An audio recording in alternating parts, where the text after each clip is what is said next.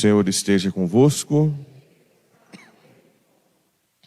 Proclamação do Evangelho de Jesus Cristo segundo Marcos.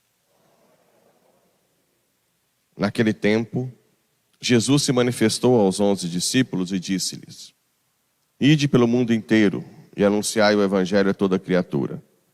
Quem crer e for batizado será salvo. Quem não crer será condenado. Os sinais que acompanharão aqueles que crerem serão estes: expulsarão demônios em meu nome, falarão novas línguas. Se pegarem serpentes ou beberem algum veneno mortal, não lhes fará mal nenhum.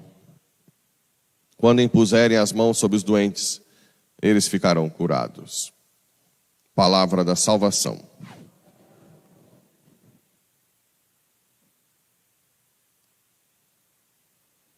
Então, essa conversão belíssima de Paulo nos ensina algumas coisas. Por exemplo, Deus vê muito além dos nossos pecados, né?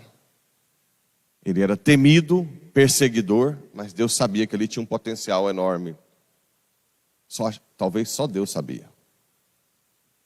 Eu acho que ninguém botava fé que esse homem pudesse se converter. Então, o primeiro ensinamento é que tem pessoa que você acha que você não vai virar nunca um bom cristão, mas na verdade pode ter um potencial enorme por dentro ali que nós não sabemos. Então, não podemos desistir nem de rezar por essa pessoa, nem de tentar levá-la para Deus.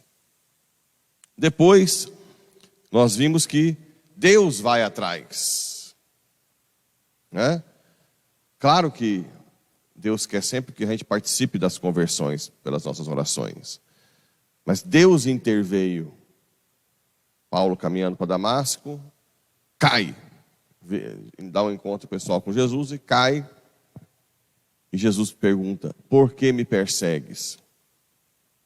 Aqui é um reforço de que a igreja é o corpo de Cristo. Todo batizado faz parte do corpo de Cristo.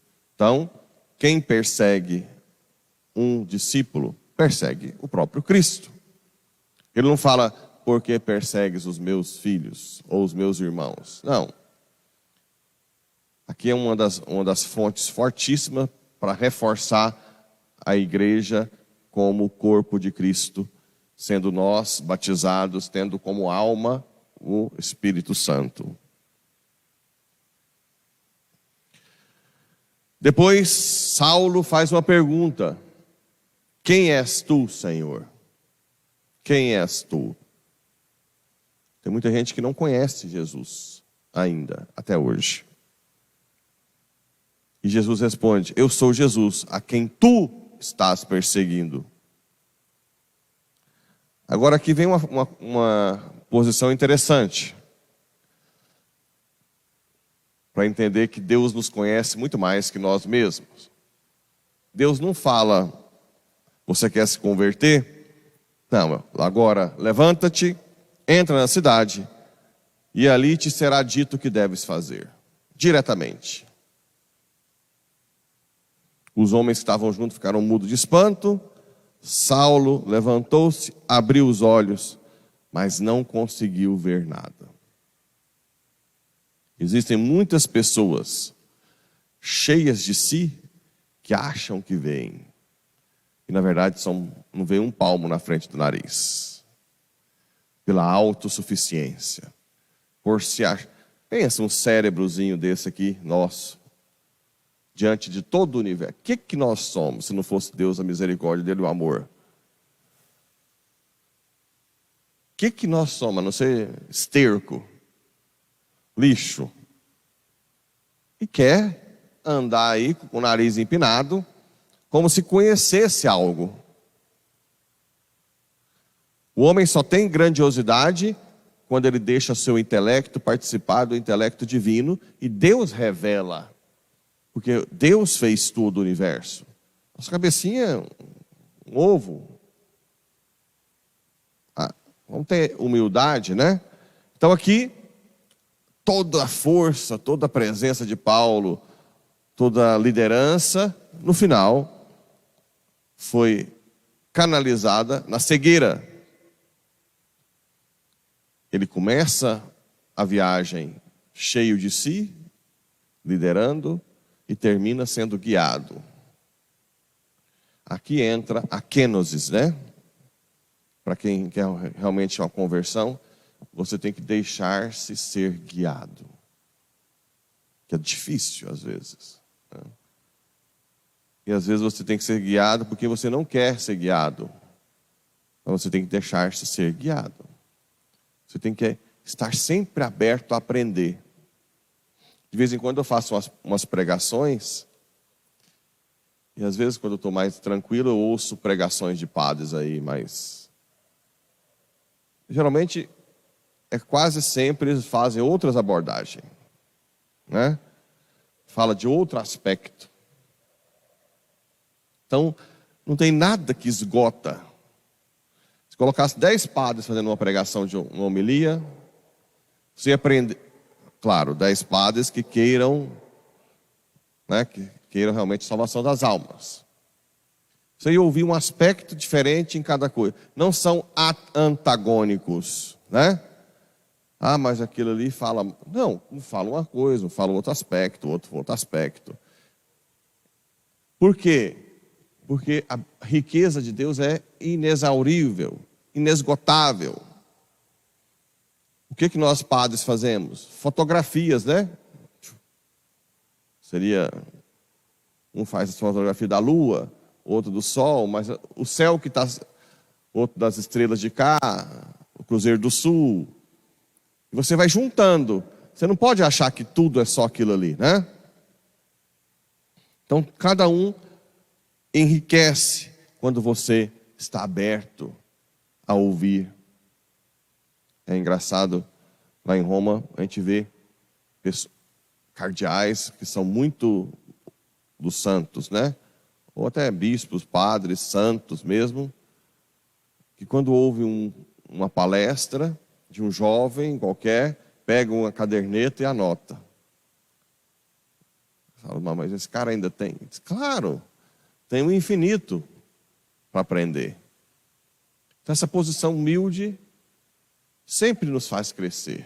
Quando a gente acha que sabe muito, né, as coisas não vão para frente. Então essa humildade. E olha que interessante. Deus pede que uma pessoa reze para Saulo, Ananias. O Senhor chamou numa visão Ananias. O Senhor lhe disse, levanta-te, vai à rua que se chama, e procura na casa de Judas um homem de Tarso chamado Saulo. E numa visão Saulo contemplou o homem chamado Ananias. Isso aqui também reforça a necessidade de rezarmos uns pelos outros, ou de pedir que rezem por nós, né? Pedir que rezem por nós. Isso é importante, muito importante.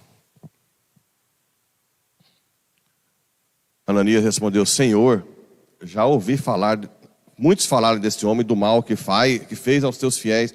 Ananias com medo, e aqui em Damasco ele tem plenos poderes, recebidos dos sumos sacerdotes, para prender todos que invocam o teu nome. Mas o Senhor disse a Ananias, vai, porque esse homem é um instrumento que escolhi para anunciar o meu nome aos pagãos, aos reis e ao povo de Israel. Eu vou mostrar-lhe quanto ele deve sofrer por minha causa. Poucos, eu acho, sofreram tanto pelo Evangelho como Paulo, né? Acho que é difícil de achar. Então Ananias entrou na casa, impôs as mãos sobre Saulo. Saulo, meu irmão, o Senhor Jesus, que te apareceu quando vinhas no caminho, Ele me mandou aqui para que tu recuperes a tua vista e fiques cheio do Espírito Santo. Olha só. Esses últimos dias que eu fico falando para ir na carismática, para fazer os negócios, para ter os dons, lembra? Para exercitar os dons. Ontem, depois que tiver curiosidade, eu estava vendo uma pregação antiga do Padre Jonas, e ele repetia umas 10 vezes, só vai suportar o fim dos tempos quem está cheio do Espírito Santo e tem os dons Vocês têm que buscar os dons. É interessante, como que hoje o pessoal se afastou dos dons do Espírito Santo, né? Aqui, recupere e fique cheios do Espírito Santo. Seria como se voltasse aos primeiros povos, né? Reacender a chama do Espírito. Imediatamente caíram os olhos de Saulo como que escamas, e ele recuperou a vista. Se Ananias não tivesse ido, talvez ele ia morrer cego, porque a sua missão tem que ser cumprida. Você tem que sair de si. Deixa eu rezar por você. Né? Por que você persegue Jesus? Por que você nos persegue, né? Olha que bonito. Quando alguém for falar do padre da Paulo VI, que fala, nossa, aquele padre fala com muita coisa, imagina você falar, mas por que nos persegue? Você se colocar junto, não é? Por que persegue a nós? Não, mas eu estou falando daquele padre. Não, o que ele diz é o que a igreja diz. Nós somos todos igreja. Essa consciência da sua missão. Em seguida, Saulo levantou-se e foi batizado. Tendo tomado alimento, sentiu-se reconfortado. Olha só, mudou a vida para sempre Ananias. Saulo passou alguns dias com os discípulos de Damasco e logo começou a pregar nas sinagogas, afirmando que Jesus é o Filho de Deus. Os ouvintes ficaram perplexos. Este não é o homem que em Jerusalém perseguia com violência os que invocavam o nome de Jesus? E não veio aqui justamente para prendê-los e levá-los aos sumos sacerdotes? Mas Saulo se fortalecia cada vez mais e deixava confusos os judeus que moravam em Damasco, demonstrando que Jesus é o Messias. E aí? Nem precisa mais falar o que virou esse cara. Um dos homens, se não for o mais extraordinário de pregador que já existiu. Então, com certeza, foi o maior extraordinário pregador que já existiu. Imagina as cartas de São Paulo, que não existia teologia, filosofia, nada. Eu já falei aqui algumas vezes e repito, para eu não ter uma inveja muito grande, eu fico botando na cabeça que ele estava em êxtase. Porque senão você fala, não é possível que ele conseguiu refletir isso. Claro que foi pelo Espírito Santo inspirado, né? Mas é algo inacreditável. E no Evangelho diz justamente isso. Ide pelo mundo, ele anunciou pelo mundo. Quem crer e for batizado será salvo. Batizou centenas, milhares de pessoas. Expulsarão demônios, expulsou demônios. Falarão novas línguas. Ele que fala dos carismas, né? Dos dons do Espírito Santo, a carta aos Coríntios. Fala na linguagem dos anjos. Os coitados dos carismáticos sofrem perseguição por causa desses dons, né? Como se fosse uma coisa nova, inventada. Está lá, está desde os princípios, dom de línguas, dom de profecia. Por que essa resistência, né? Eu hoje quero fazer o seminário 2 dos dons, né? Para aprender, para estar mais aberto. Porque nós, às vezes, padres, nos fechamos. Ficamos frios, duros. O Espírito olha e fala, ih, pedra. Tem que, pá! Hã? Tem um lá em Goiânia, que antes era cheio dos dons, fazia profecia. Hoje ele nem nada. Não se fecha, né? Falarão novas línguas, se pegarem serpentes. Paulo foi picado por serpente em Malta, na ilha de Malta, quando teve o naufrágio. Lembram? Não. Até que trataram ele como Deus depois. Ou se beberem algum veneno, não fará mal.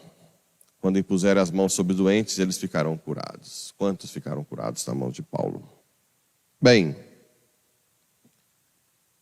o protagonista hoje não dispensa coisas a mais do que está aqui, que as cartas de São Paulo já dizem tudo que ele fez, Atos dos Apóstolos também.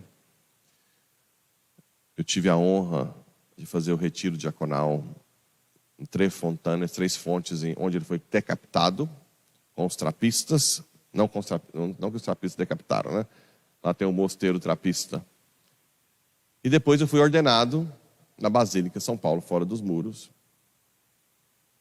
do altar, onde debaixo está o corpo de São Paulo.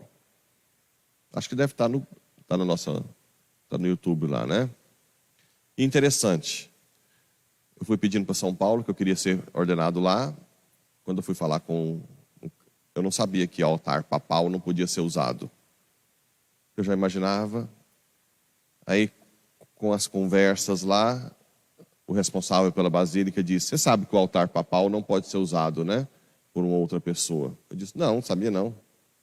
Aí ele piscou e disse: você quer que eu te intercedo por você? Falei: quero. Aí, na outra semana, ele disse: pode usar o altar papal. O Dom Carmelo.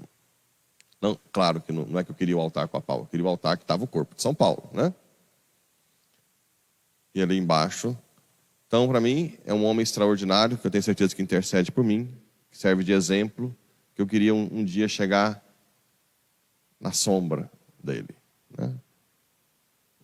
Eu acho que eu não tenho... Claro que tudo é o Espírito Santo, mas eu acho muito pesado querer chegar além da sombra dele. Mas que ele interceda também pela paróquia, pelas nossas conversões, pela conversão de todos.